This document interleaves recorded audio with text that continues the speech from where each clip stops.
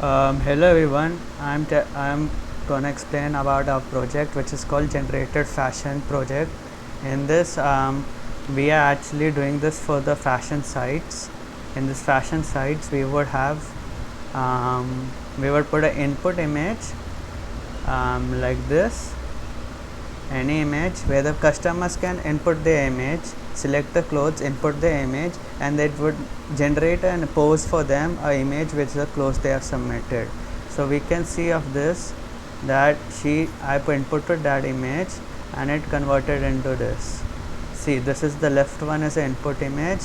This is the cloth she choose. The pose is randomly we choose the pose out of our data set.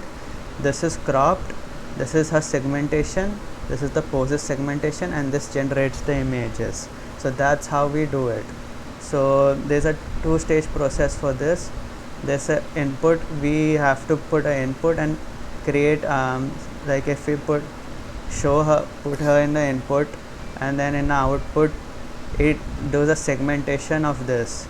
This is our segmentation, and after that segmentation we use generative adversarial networks that actually generates the image in this. So we have tried lots of cases and all, and then we run the model of the VGG data set, and then we go and submit, and then we give an input like this 6, and then we see the outputs. There are lots of outputs. I want to show some examples. See, let's this the different pose, and she's generating this. We can say it's a very good output for this image, and there's lots of outputs which I like.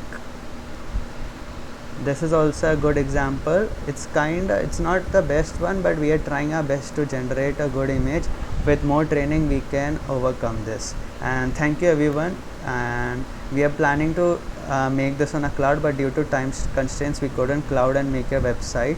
Sorry for the inconvenience, but you get our point that the cloth input is this is the customer photo, the cloth she chose, and that pose is randomly, and then we get the output, which is kind of accurate and which saves the urge of people to shopping out and trying, which saves time. Thank you everyone.